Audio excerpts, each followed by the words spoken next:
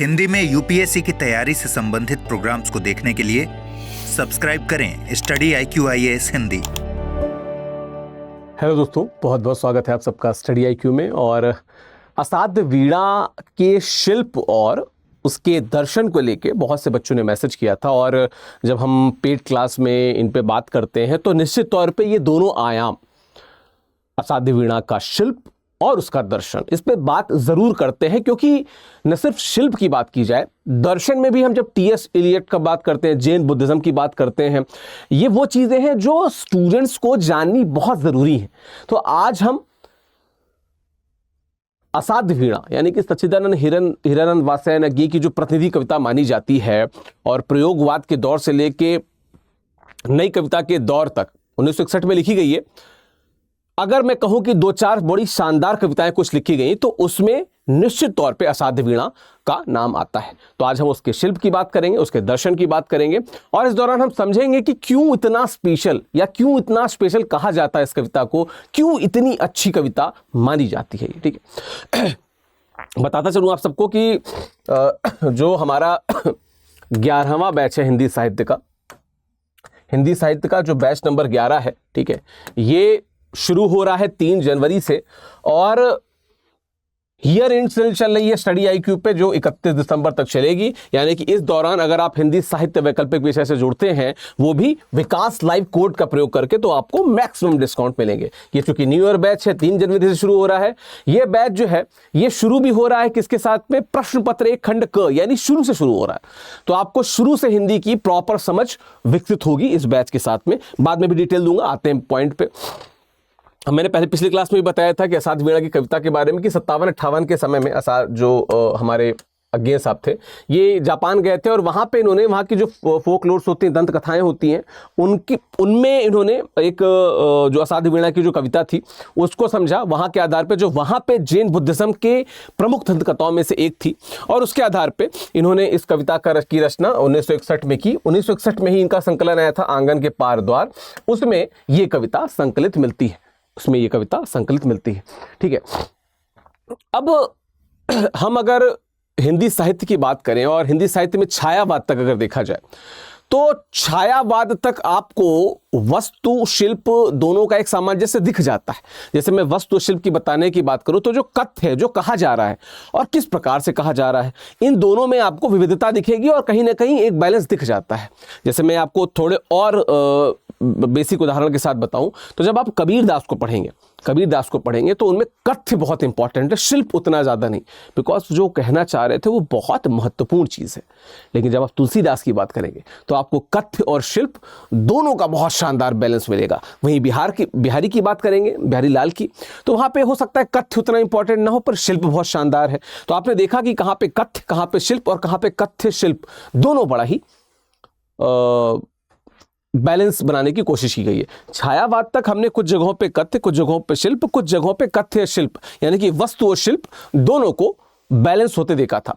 प्रगतिवाद की बात करें तो प्रगतिवाद में ये जो वस्तु वाली बात थी ना, ये जो थी इसकी बात, ये बहुत केंद्रीय हो गई थी और शिल्प को वहां पे गौण मान लिया गया था प्रगतिवाद में, क्योंकि उस समय मार्क्सवाद हावी था और मार्क्सवाद कहीं पे भी जो ऑर्नामेंटल चीज़ें होती हैं ना, जो आभूषणीय चीज़ें होती हैं, अलंकार वगैरह होते हैं, थोड़ा सा उनको वो साइड कर देते हैं। तो प्रगतिवाद में हमको ये देखने को मिलता है। लेकिन जब आप अज्ञेय की रचना की बात करेंगे तो इसमें शिल्प जो है वो निर्णायक महत्व देते हैं।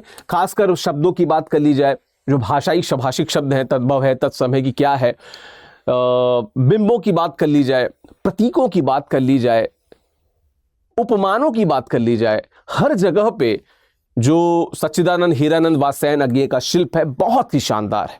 और इसीलिए आज हम इसके शिल्प और दर्शन की बात करने के लिए यहाँ पे आए हैं। ठीक है, हिंदी समीक्षा इस कविता के काव्य रूप को लेकर प्रायः अनिश्चय की स्थिति में है, किंतु सामान्य रूप से इसे हम अनुभूतिपरक लंबी कविता कह सकते हैं। देखिए, ब्रह्म राक्षस भी एक लंबी कविता है। ब्रह्म राक्षस में की अपनी विशेषताएं हैं, इसकी अपनी विशेषताएं हैं। जब आप राम की शक्ति पूजा देखते हैं तो वो भी लंबी कविता है। राम की शक्ति पूजा की अपनी विशेषताएं हो सकती हैं। इसमें क्या कहा जाता है, अनुभूति परक, क्योंकि राम की शक्ति पूजा में बहुत सारी चीजें ऐसी थी जो आपको पौराणिक विषयों से जुड़ती मिलती हैं। यहाँ पे कोई पौराणिक विषय नहीं है, लेकिन एक दंत कथा है जो किसी एक विशेष धर्म की एक विशेष शाखा के द्वारा जुड़ी हुई है। यहां पे इसको अनुभूतिपूर्वक लंबी कविता क्यों कहा जा रहा है काव्य रूप को? क्योंकि ऐसा जो छंद योजनाएं हम देखते हैं वैसी कोई छंद योजना नहीं, ठीक है, कि दोहा या सोरठा या ऐसा कुछ तो नहीं देखने को मिलता है। लेकिन अगर आप आंखें बंद करके इस कविता को से सुनते जाएं तो आप कितने सारे डायमेंशंस में चले जाएंगे, कितनी सारी बातों में चले जाएंगे। जब हम दृश्य श्रव्य बिंब की बात करेंगे तो भी इसकी बात करेंगे, जब हम प्रतीकों की बात करेंगे तो भी हम इस पर बात करेंगे। तो ये खास बात है और इसीलिए इसको अनुभूतिपरक लंबी कविता कहा जाता है, ठीक है। भाषा की बात कर ली जाए तो खुद अज्ञेय कहते हैं कि मैं उन व्यक्तियों में से हूं और ऐसे व्यक्तियों की संख्या शायद दिन प्रतिदिन घटती जा रही है जो भाषा का सम्मान करते हैं और अच्छी भाषा को अपने आप में एक सिद्धि मानते हैं। इसका मतलब क्या कि जब हम प्रगतिवाद की बात कर रहे थे तो प्रगतिवाद में कहा गया कि भाई जो भी कहना है कह दो, भाषा शिल्प की बाद में देखी जाएगी। यहां पे उन्होंने कहा नहीं, जो कहना है वो तो कहेंगे ही, पर भाषा और शिल्प दोनों को महत्व देते हुए, दोनों को इंपॉर्टेंस देते हुए हम आगे की बात करेंगे, ठीक है। तो काव्य में उन्होंने क्या लिखा कि काव्य सबसे पहले शब्द है और सबवे अंत में भी यही बात बच जाती है कि काव्य क्या है? शब्द है।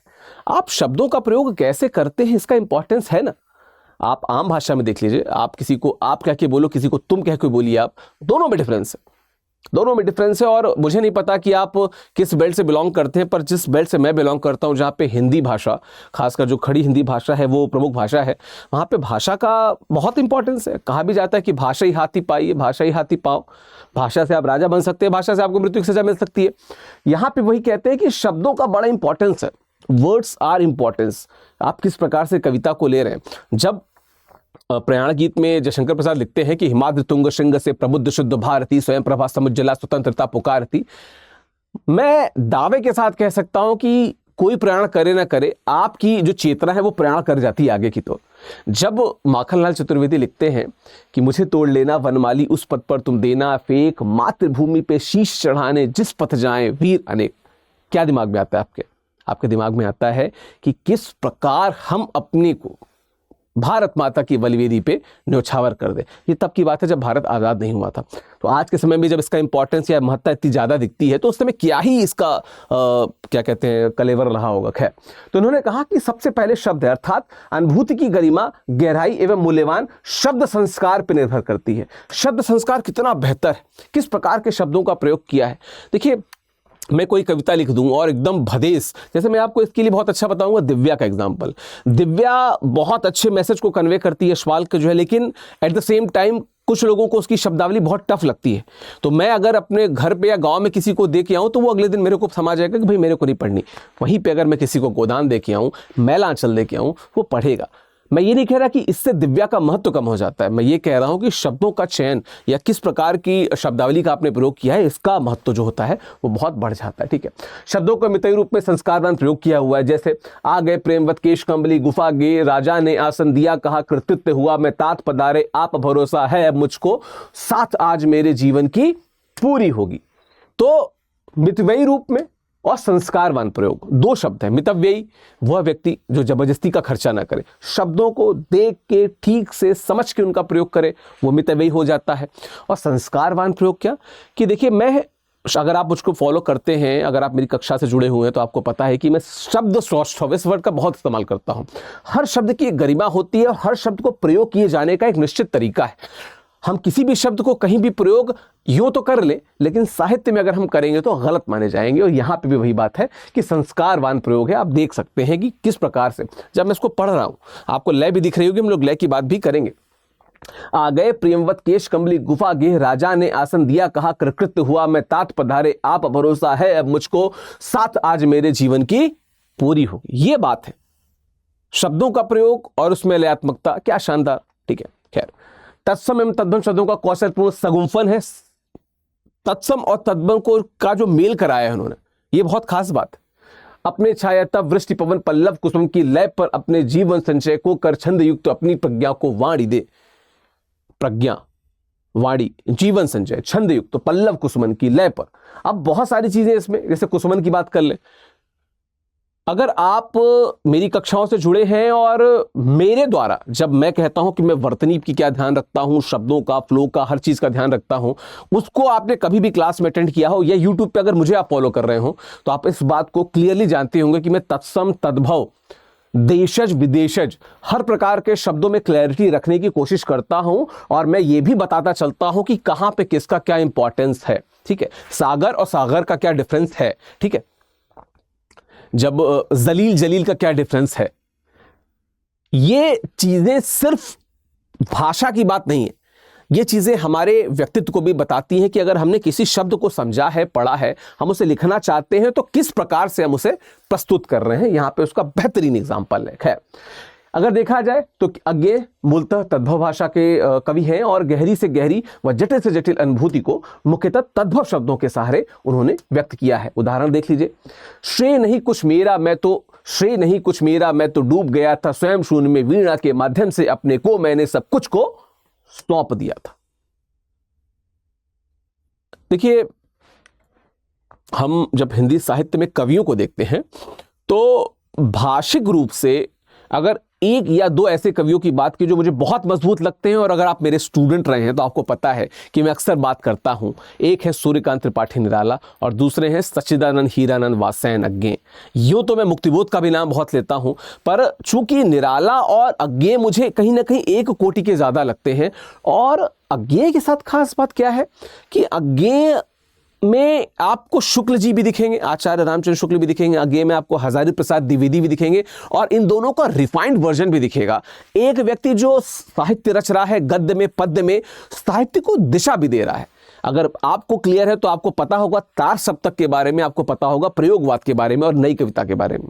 इन दोनों जो काव्य के जो युग रहे, इन दोनों के लिए जिस व्यक्ति ने नींव का काम किया, शलाका पुरुष का काम किया, वो सच्चिदानंद हीरानंद वात्स्यायन अज्ञेय थे। ठीक है, तो उदाहरण क्या है, श्रेय नहीं कुछ मेरा मैं तो डूब गया था स्वयं शून्य में, वीणा के माध्यम से अपने मन को मैंने सब कुछ को सौंप दिया था। ठीक है, खैर अज्ञेय की काव्य भाषा में मौन की प्रमुख भूमिका है, बहुत इंपॉर्टेंट होने वाला, ध्यान रखिएगा।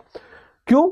उनकी कविताओं में मौन गहरी अर्थवत्ता को धारण करता है। मौन की स्थिति असाध्य वीणा में अपेक्षित विस्तार से अंकित हुई है। उदाहरण के लिए असाध्य वीणा को साधने वाले कलाकार द्वारा कही गई निम्नांकित पंक्तियां देखी जा सकती हैं। सुना आपने जो वह मेरा नहीं है न वीणा का था, वह तो सब कुछ की तत्ता थी, महाशून्य और महामौन, अविभाज्य अनाप्त अद्रवित अप्रमेय, वो शब्दहीन सब में गाता है, वो शब्दहीन सब में गाता है। ठीक है, मौन की क्या इंपॉर्टेंस है? असाध्य वीणा को कोई क्यों नहीं साध पाया? बहुत सारी वजहें हैं, जब हम इसके दर्शन में जाएंगे तो आपको समझ में आएगा। क्या असाध्य वीणा को साधना वास्तविकता में अपने गुण का, तेज का, ज्ञान का दिखावा था, प्रस्तुत करना था? नहीं। असाध्य वीणा बस ये चाह रही थी कि वो जिस लकड़ी से बनी है, जिस किरीटी वृक्ष से वो बनी हुई है, आप उसके बारे में सोचिए। उसके दुख को, उसके मर्म को, उसके सत्य को अगर आप समझेंगे, पहले आप उससे जुड़िए ना, फिर आप वीणा से जुड़ेंगे। वीणा जिससे बनी है पहले उससे जुड़िए, फिर आप वीणा से जुड़ पाएंगे।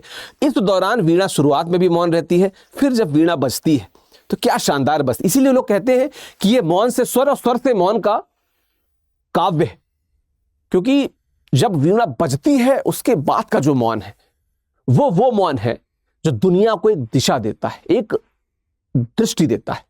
क्योंकि जब वो वीणा बजाता है प्रेमवत, हर व्यक्ति को, राजा को अलग, रानी को अलग, दरबारियों को अलग, जिसने जैसा सोचा, जाकी रही भावना जैसी, प्रभु मूरत देखी तिन तैसी, सब अपने अपने तरीके से सोचते हैं कि अच्छा ये है, अच्छा ये है, अच्छा ये है। और उसके बाद जो मौन होता है, हम सब ने देखा कि दुनिया पलट गई, दुनिया को बदल देने वाला वो मौन है।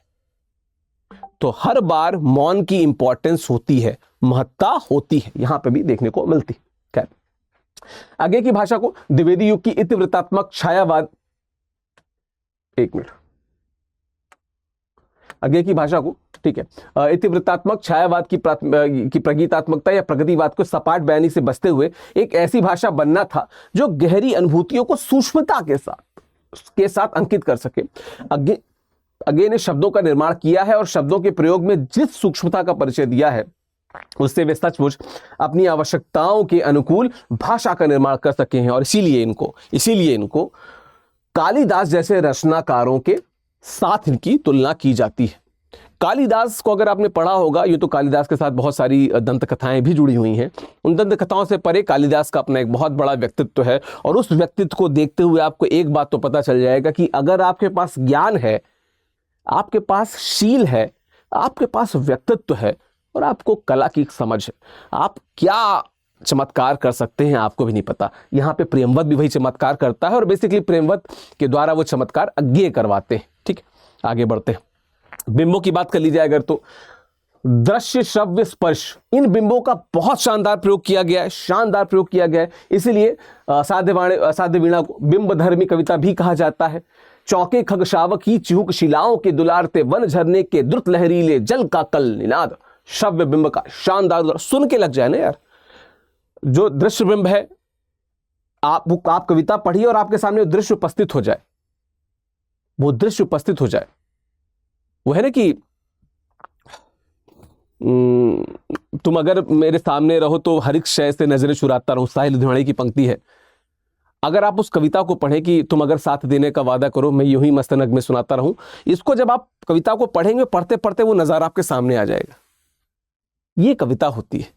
इवन मैं जब बादल को घिरते देखा है या इस तरह की कविताएं जब आप पढ़ते हो तो कितनी सारी अनुभूतियां आपके सामने से गुजर जाती हैं। उसमें से कुछ दृश्य होती हैं, आपको दृश्य सामने दिख जाता है। कविता पढ़ते पढ़ते आपके कानों में आवाज आने लगती है, वो श्रव्य बिंब है। और स्पर्श बिंब क्या है कि छू जाती है चुपके से। तो स्पर्श बिंब की बड़ी शानदार उदाहरण आपको असाध्य वीणा में देखने को मिलेगा। छंद योजना की बात कर ली जाए तो छंदों को नकारते हुए लय को स्वीकारा गया है। मैं थोड़ी देर पहले लय की बात भी कर रहा था। ठीक है, शब्द लय और अर्थ लय, यानी कि शब्द में जो लय है और अर्थों में जो लय है उसका संधान किया गया, मतलब उस पर ध्यान दिया गया है कि शब्दों में लय रहे, उसके अर्थों में लय रहे, और उस लय में जो पाठक है, जो कविता को पढ़ रहा है, वो भी उसी लय में उन भावों को समझते हुए किताब में, कविता में उतर जाए, उसी प्रकार जैसे प्रेमवत वीणा में उतर जाते हैं। ठीक है, प्रायः 16 मात्राओं के विधान पे आधारित लयात्मकता है। मुझे स्मरण है पर मुझको, मैं भूल गया हूं, सुनता हूं मैं पर मैं मुझसे परे, शब्द में लिए मान। तो लयात्मकता का प्रयोग न सिर्फ शब्दों में, इस शब्द से निकलने वाले अर्थों के हिसाब से भी किया गया है। तो दूरदृष्टा रहे हैं अगर हम छंद की बात करें, क्योंकि छंद प्रॉपर जो छंद हमारे पास उपस्थित है कि मात्रिक छंद है कि वर्णित छंद है, उससे परे छंदों का बड़ा शानदार प्रयोग किया है यहाँ पे। ठीक है, नाद योजना देखा जाए तो मैंने फिर बताया, अभी मैंने नाद ध्वन्यात्मकता, मतलब जब हम गाते हैं ना कि जैसे मैंने हिमाद्रि शुंग की बताया कि हिमाद्रि तुंग श्रृंग से प्रबुद्ध शुद्ध भारती, बहुत बेहतर एग्जाम्पल है ये। नाद और ध्वन्यात्मकता कैसी है, अगर लोगों ने उसे गाना शुरू कर दिया तो फिर उसको दीर्घायु मिल जाती है। यहाँ पे भी असाध्य वीणा को इसलिए दीर्घायु मिली क्योंकि नाद योजना या ध्वन्यात्मकता बड़ी शानदार है, गेयता बढ़ जाती है उससे। बेसिकली गेयता, मैं लिख दे रहा हूं शब्द, गेयता, गाने की जो चीज है वो बढ़ जाती है इसमें। ठीक है, प्रतीक योजना की बात कर ली जाए तो हम सब ने देखा कि जो वीणा है वो कला का प्रतीक है, सत्य की उपलब्धि का भी प्रतीक है, उसका मार्ग बनता है। प्रेमवत एक कलाकार है जो साधता है, खुद डूब जाता है वीणा में और वीणा उसमें समा जाती है। ठीक है, किरीटी पेड़ है वो परम सत्य का प्रयोग है। कई बार सुर दिखेंगे तो सुर आपको जो सुपुत्र, जो बच्चे हैं उनका प्रयोग होता है, वहां पे किल के स्वर आता है ना, तो सुर बच्चों का प्रतीक है। जब कोई माँ बड़े प्यार से अपने बेटे को लाड़ देती है और वो जो उसके स्वर आते हैं वो सुर निकलते हैं। बहुत सारे प्रतीक हैं, आप समझोगे जब आप कविता पढ़ोगे। ठीक है, तो इस प्रकार के बहुत सारे। अप्रस्तुत योजना की देखा जाए तो उपमान योजना का प्रयोग करके अमूर्त को मूर्त करने का प्रयास किया गया है। देखिए मैं एक चीज यहाँ पे बता देता हूँ, उपमान योजना की जब बात आई गई है तो कुछ चीजें आपको क्लियर हो कि जब हम अलंकारों को पढ़ते हैं तो एक तरफ हम देखते हैं जैसे हम कहते हैं उपमेय, उपमेय। ठीक है, एक होता है उपमान। उपमेय क्या होता है? उपमेय होता है जिसकी तुलना की जाती है, जिसकी तुलना की जाती है उसे उपमेय कहते हैं। उपमान जिससे तुलना की जाती है,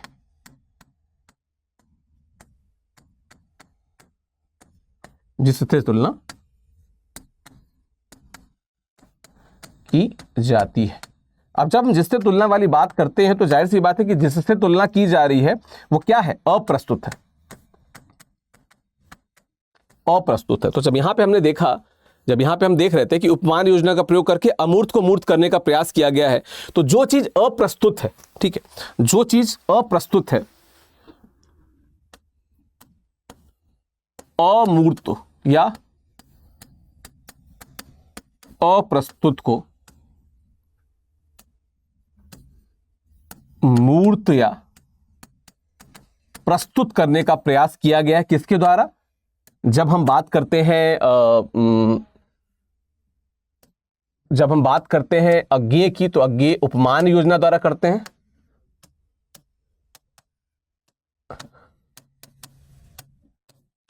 ये अज्ञेय की बात है,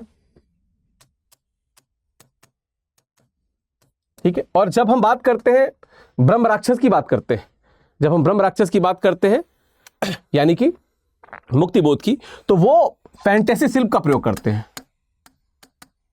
वो फैंटेसी शिल्प और नाटकीयता का प्रयोग करते हैं और अप्रस्तुत को मूर्त या प्रस्तुत रूप से सामने लाने की प्रयास करते हैं। तो ये बहुत जरूरी बात है जिसको आपको देखते समझते रहना होगा, ठीक है। बात की जाए इसके आगे की, तो खैर मैं फिर से बताता चलूं कि ईयर एंड सेल जो है स्टडी आईक्यू में चल रही है, ठीक है। आप जब ये वीडियो देख रहे हैं तो हमारी ईयर एंड सेल चल रही है और साथ में हिंदी साहित्य वैकल्पिक विषय का जो 11वां बैच है, ठीक है, जो कि न्यू ईयर बैच है, ठीक है। ये 11वां बैच है इसका, मतलब इसके पहले 10 बैच चल रहे हैं। ये 3 जनवरी से शुरू हो रहा है, दोपहर 1 बजे का बैच है। अभी क्लास खत्म नहीं हुई, अभी क्लास शुरू, अभी हम लोग दर्शन की बात भी करेंगे। विकास लाइव कोड का प्रयोग करके आप मैक्सिमम डिस्काउंट प्राप्त कर सकते हैं। 31 दिसंबर तक ये वैलिड है, ध्यान रखिएगा, ठीक है। उसके बाद नॉर्मल रेट आ जाएंगे, तो 31 दिसंबर तक अगर इस कोर्स से जुड़ेंगे तो मैक्सिमम डिस्काउंट मिलेगा। प्रश्न पत्र एक खंड क यानी कि हिंदी भाषा और नागरी लिपि के इतिहास से ये शुरू हो रहा है, यानी कि शुरू से शुरू हो रहा है। बहुत सारे फीचर्स पे मैंने बहुत बार बात की है, प्लीज आप प्लेलिस्ट देख लीजिएगा। आप जिस भी चैनल पे इसको देख रहे हैं, हिंदी साहित्य की प्लेलिस्ट जरूर ढूंढिएगा। थोड़े पास हो सकती है, थोड़े दूर हो सकती है, लेकिन मिलेगी। और बाकी वीडियोज को भी एक बार देख जाइएगा। मैंने बहुत बार बात की है कि क्यों ये इंपॉर्टेंस है। मैं टेलीग्राम चैनल का लिंक भी लास्ट में दे दूंगा, तो वहां से आपको, जब टेलीग्राम चैनल का लिंक दे दूंगा तो वहां से आप मेरे टेलीग्राम चैनल पर जुड़ के भी बाकी विशेषताओं पे बात कर सकते हैं। मैं ईमेल आईडी भी आपको दे जाऊंगा, तो मेरी ईमेल आईडी से भी आप जुड़ सकते हैं। खैर आगे अब बात करते हैं। अगर साथ बिना पे दार्शनिक प्रभाव की बात की जाए तो बहुत बड़ा प्रभाव है टीएस इलियट का। टीएस इलियट का बहुत प्रभाव है और उनका जो देखा जाए तो पश्चिम में जो नव समीक्षावाद के प्रणेता टीएस इलियट हैं, उनका बहुत प्रभाव दिखता है। और उसमें भी अगर देखा जाए तो उनके जो 3 प्रमुख सिद्धांत है, निर्वैयक्तिकता का सिद्धांत, परंपरा का सिद्धांत और वस्तुनिष्ठ समीकरण, इन तीनों का बहुत ही प्रभाव आपको देखने को मिलता है, ठीक है। निर्वैयक्तिकता सिद्धांत क्या है कि जब आप किसी चीज में जाइए तो अपना जो स्वत्व खो दीजिए, ईगो वगैरह साइड रख दीजिए, ऐसे डूब जाइए जैसे स्वयं प्रियंवद उस वीणा में डूब जाता है, अपने सारे ज्ञान को साइड रख के पुनः उसमें डूब जाना चाहता है। यह है निर्वैयक्तिकता का सिद्धांत। परंपरा का सिद्धांत क्या है? परंपरा का सिद्धांत यह है कि आप इसको ऐसे समझिए कि हमेशा जो वर्तमान है वो इतिहास पे निर्भर नहीं होता। कई बार इतिहास जो है वर्तमान पे भी निर्भर होता है। कभी सईद अनवर ने 194 रन बनाए थे, बाद में सचिन ने बनाए तो लगा आप कौन तोड़ेगा। फिर रोहित शर्मा ने बना दिए 264 या 264 बना दिए थे, लगा आप कौन तोड़ेगा, अभी तक नहीं टूटा है, बाद में फिर कोई तोड़ देगा। तो वो इतिहास का महत्व तब तक रहता है जब तक एक बेहतर वर्तमान नहीं मिल जाता है। पृथ्वीराज रासो जैसा जो साहित्य था, एक समय लगा कि इससे बेहतर महाकाव्य क्या होगा। फिर आता है रामचरितमानस, और क्या शानदार महाकाव्य, उसने पृथ्वीराज रासो को इतिहास ही कर दिया। तो ये क्या बताता है? परंपरा सिद्धांत कि जो इतिहास है वो वर्तमान पे भी निर्भर करता है। अगर बेहतर वर्तमान हुआ तो लोग इतिहास को इग्नोर कर देंगे या साइड कर देंगे। यहां पे क्या देखने को मिलता है कि जब प्रियंवद उस सभा में जाते हैं, पहले क्या थे, पहले क्या हो चुका था, बड़े बड़े कलाकार आए थे, कलावंत आए थे ना, कोई नहीं साथ सका ना, भूल जाते नहीं, मतलब हम अपना नया वर्तमान बनाएंगे और फिर जो वो वर्तमान बनाते हैं कि वो इतिहास बन जाता है। यह है परंपरा का सिद्धांत। और अगला है वस्तुनिष्ठ समीकरण, यानी कि अनुभूति और अभिव्यक्ति के अंतराल को समाप्त करना। मतलब अनुभूति और अभिव्यक्ति के अंतराल को समाप्त करना मतलब क्या कि जब कवि ने किसी कविता को रचा, कविता को रचते समय उसके मन में जो ख्याल थे, कविता को पढ़ते समय पाठक के मन में भी वही ख्याल आ जाएं, तो यह है वस्तुनिष्ठ समीकरण। यानी कि क्या, फिर से मैं बताता हूं। जैसे अभी मैंने कहा ना कि तुमको देखा तो नजरें ये कहने लगी, क्या कहते हैं, हमको नजरों से हटना गवारा नहीं, तुम अगर मेरे नजरों के आगे रहो, मैं हर एक शय से नजरें झुकाता रहूं, मैं छुड़ाता रहूं। ये जब साहिल लुधियानवी कह रहे थे ना, ये कहते समय मैं दावा करता हूं कि अगर आप संगीत प्रेमी हो तो आप ट्रांसपोर्ट हो जाएंगे उस जगह पे और आप उसी जगह पे वो फील करने लगेंगे। यही है वस्तुनिष्ठ समीकरण कि इतना बेहतर लिख दो कि जो आप कह रहे हो। जब गजल सम्राट जगजीत सिंह कहते हैं कि एक आह भरी होगी हमने न सुनी होगी, जाते जाते तुमने आवाज तो दी होगी। अगर आपके जीवन में कुछ भी कभी भी कुछ नकारात्मक घटा हो, आपकी आंखों में आंसू आ जाएंगे। ये होती है वस्तुनिष्ठ समीकरण। अनुभूति और अभिव्यक्ति के बीच का जो अंतराल है वो समाप्त हो जाए। जैसा लिखा गया है ना वैसा ही महसूस करो। लिखते समय अगर कवि के आंखों में आंसू है और पढ़ते समय अगर पाठक के आंसू में भी आंसू आ गए तो वस्तुनिष्ठ समीकरण। बहुत अच्छा इसका उदाहरण है गुनाहों का देवता, इलाहाबाद विश्वविद्यालय पर आधारित है, धर्मवीर भारती की शानदार किताब, और ग्रेजुएशन में हर बच्चे ने उसको पढ़ के अपने आंखों से आंसू बहाए। ये होती है वस्तुनिष्ठ समीकरण। तो इस तीनों का बहुत प्रभाव होता है, इन तीनों का बहुत प्रभाव आपको देखने को मिलेगा असाध्य वीणा में और जो अज्ञे की लेखनी है उसमें। खैर, अस्तित्ववाद का बहुत प्रभाव पड़ता है। क्या है ये? आधुनिक पश्चिमी दर्शन है जिसका संबंध किंकेगार्ड, सार्त्र, हाइडेगर, कामू जैसे विचारकों से है। प्रथम विश्व युद्ध के बाद उभरा तथा द्वितीय विश्व युद्ध के बाद प्रमुख विचारधारा बन गया। केंद्रीय भाव क्या है इसका?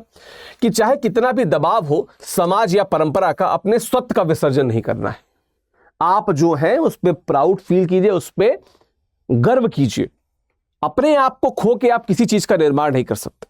ठीक है, तो स्वत्व का विसर्जन नहीं करना है, चाहे जो भी प्रेशर हो, स्वत्व का विसर्जन नहीं करना है। जो भगवान ने आपको गुण दिया है, जो क्वालिटी दी है, उसका ध्यान रखिए। ये केंद्रीय भाव, ये स्वत्व का विसर्जन। अच्छा देखिए, ये कहीं ना कहीं इससे जुड़ता है। निर्व्यक्ति का सिद्धांत कहता है कि अपने ईगो को, जो आपको एक्स्ट्रा ज्ञान रखता है, नई चीज को समझते समय बच्चों की तरह समझो, जो भी चीज पुराना है उसको भूल जाओ। ये कहता है कि जब आपके व्यक्तित्व में एक चीज हो तो क्या हो, अपने स्वत्व का विसर्जन ना करो। प्रियंवद दिल से वैसा व्यक्ति था तो उसने स्वत्व का विसर्जन नहीं किया कि सीखते समय, जब बात की बात भी देखो ना, जब वो वीणा को साध लेता है उसके बाद भी वो वही रहता है, वो कोई अहंकारी पुरुष नहीं बन जाता है, जो था वैसा ही रहता है। तो अस्तित्ववाद का भी, अस्तित्व पे वो बड़ा, ही वॉज वेरी श्योर। ठीक है, तो अस्तित्ववाद का भी प्रभाव पड़ता है। अस्तित्ववादियों का दावा है कि कृत्रिम जीवन जीने वाला व्यक्ति अपनी अंतरात्मा के विरुद्ध जीता है, वह कभी सहज नहीं हो सकता, न ही ऐसे व्यक्तियों से बना समाज अच्छा होता है। ठीक है, अज्ञे क्या कहते हैं कि वीणा के प्रभाव के कारण सभी व्यक्तियों को स्वधर्म की अनुभूति होती है तथा सभी स्वधर्म के अनुसार कार्य करते हैं और युग बदल जाता है। डूब गए सब एक साथ, सब अलग अलग एकाकी पार तेरे, उठ गई सभा, सब अपने अपने काम लगे, युग पलट गया, युग पलट गया। ठीक है, तो क्या है कि वो सुर साध लेने के बाद प्रियंवद वैसा ही रहता है, लेकिन लोगों को पता चलता है कि हमारा अस्तित्व क्या है, हमारा अस्तित्व कहां पे है। दबाव, या हम लोगों को, ये आप इसको समझिए कि एक समाज है ना कि वो 2 दिन के लिए विदेश चला जाता है, घूम के चला आता है तो विदेशी बन जाते हैं। अरे यार, विदेशी कल्चर को देखो, समझो, अपनाओ, कोई बात नहीं है, पर अपने को छोड़ के अपने पेरेंट्स से जाके आप विदेशी लहजे में बात करो, मॉडर्न होने के चक्कर में मॉडर्न का शो ऑफ करो, दैट्स नॉट गुड। ये जो सभा के लोग थे जिनको लगता था कि कलामत ही बजा सकते हैं, जो प्रियंवद का मजाक उड़ा रहे थे, क्यों? क्योंकि वो एक शो ऑफ के दौर से गुजर रहे थे। लेकिन जब उन्हें सत्य का पता लगता है, क्योंकि तो उन्हें पता चलता है कि वो कृत्रिम जीवन जी रहे थे। जो जीवन था वो वास्तविक जीवन नहीं था, कृत्रिम जीवन था, उसको जी रहे थे, और इसको जीते जीते वो एक कृत्रिम जिंदगी में आगे बढ़ गए थे। लेकिन जब तार छेड़ता है प्रियंवद, जब वो स्वर सृजन होता है, स्वरों का सृजन होता है, उस समय लोगों को अपना अपना सच दिखता है, सबको अपना अपना सच दिखता है, और वो सच दिखते के बाद क्या होता है, युग पलट जाता है, लोग सही रास्ते पे आ जाते हैं, अपने अस्तित्व की वास्तविक अर्थ क्या होता है उस पर वो पहुंच जाते हैं। खैर, इस पे जैन बौद्ध मत का बहुत प्रभाव, ध्यान रखिएगा, जैन है ये, जैन नहीं है। तो जैन बौद्ध मत का बहुत प्रभाव है। क्यों? ये एक महायानी बौद्ध मत है, जापान में बहुत प्रचलित है। अज्ञे अपनी जापान यात्रा में से प्रभावित हुए थे। इस जैन बौद्ध मत की अगर देखा जाए तो 2 आपको एक सब पाठ दिखते हैं, एक है माध्यमिक शून्यवाद, एक है योगाचार विज्ञानवाद। योगाचार विज्ञानवाद का प्रभाव ज्यादा दिखता है, पर माध्यमिक शून्यवाद का प्रभाव भी दिखता है, जहां कहा जाता है कि जगत की हर वस्तु क्या है, अवर्णनीय, शून्य। हर चीज क्या है, शून्य से निकला है और शून्य में जाएगा। मौन से निकला है, मौन में जाएगा। मैंने कविता में थोड़ी देर पहले बात की थी ना, वो मौन जो है वही शून्य है, वो मौन ही शून्य है जो वीणा के बजने से पहले रहता है और वीणा के बजने के बाद भी रहता है। योगाचार विज्ञानवाद क्या कहता है? यह कहता है भौतिक वस्तु की सत्ता नहीं है, सत्ता विज्ञान या चेतना की है। ठीक है, क्या? या ये ध्यान पे बल देता है, मानसिक मजबूती से कठिन साधना की जा सकती है। चेतना की बात करता है, क्या कहता है कि भौतिक वस्तु सत्ता नहीं है। भौतिक वस्तु मतलब जो कृत्रिम की बात हम कर रहे थे, जो आप कृत्रिम चीजों के पीछे भागते हो ना, वो वास्तविक नहीं है। वास्तविकता है ये चेतना। आपके अंदर वो चेतना जागृत हो जाती है जो प्रियंवद के वीणा बजाने के बाद लोगों में चेतना आ जाती है, ये बेसिकली उसकी बात कर रहा है, उसी चेतना की बात करते हैं। तो ये है जैन बौद्ध मत का प्रभाव, जो आपको इस कविता में अलग अलग जगहों पे बहुत शानदार तरीके से दिखेगा। कुछ उदाहरण थे जिनकी मैंने बात की थी। ये मेरा टेलीग्राम चैनल है, आप इसे स्कैन करके जुड़ सकते हैं। लेकिन मैं आपको बताता चलूं कि जो हिंदी साहित्य का हमारा ये कोर्स है, जो ईयर एंड सेल चल रही है, जिसमें मैक्सिमम डिस्काउंट मिल रहा है, इसके साथ कुछ चीज़ें बता दूं कि अपार्ट फ्रॉम जब मैं ये मेरा टेलीग्राम चैनल से जुड़ जाएगा, मैं आपको बता देता हूँ कुछ चीज़ें कि जब हम इसको कराते हैं तो मैं 1 to 1, ठीक है, 1 to 1 ऐसे लिखना, रुक जाओ मैं ऐसे लिख देता हूँ, क्या है 1 to 1। हर स्टूडेंट की वर्तनी, उत्तर लेखन, उसका जो फ्लो होता है, कैसे बेहतर उत्तर लिखा जाता है, मैं इसका ध्यान देता हूं। साथ में मैं इस बात को भी अश्योर करता हूं कि जब आप टेस्ट सीरीज दें हमारी, चूंकि हमारे यहाँ पे 12 टेस्ट सीरीज हैं, जब हमारे यहाँ पे आप टेस्ट सीरीज दें, उस समय तक आप इतने समर्थ हो गए रहें कि आपको पता रहे कि कैसे नंबर प्राप्त करना है। और हमने टारगेट रखा कि कम से कम 330 से 340 तक नंबर को हम टारगेट करेंगे, कम से कम बता रहा हूं। जबकि हमारा, अगर आप हिंदी साहित्य में स्टूडेंट्स का रिजल्ट देखेंगे तो बहुत सारे स्टूडेंट्स ने 300 प्लस मार्क्स पाए हैं। इन 300 नंबर को 340 तक पहुंचाना है। और जो मैं हर क्लास में कहता हूं कि 850 नंबर का जो टारगेट है, जो आपको आईएएस बनाएगा, इस टारगेट तक हमको पहुंचना है। ये मेरा टेलीग्राम चैनल है, अगर आप इससे जुड़ना चाहते हो तो आप जुड़ सकते हैं। अदरवाइज मैं आपको अपनी ईमेल आईडी बता देता हूं। मेरी ईमेल आईडी है vikas.singh बिना किसी स्पेस के studyiq.com। आप इस पे मेल करके भी मुझसे जुड़ सकते हैं, ठीक है, आप इस पे मेल करके मुझसे जुड़ सकते हैं। बाकी आपका दिन शुभ हो, all the very best, thank you so much. And comment box में जरूर बताइएगा वीडियो कैसा लगा, दोस्तों से जरूर शेयर कीजिएगा। और अगर किसी विशेष टॉपिक पे आप वीडियो देखना चाहते हैं तो भी आप हमें कमेंट बॉक्स में जरूर बताएं।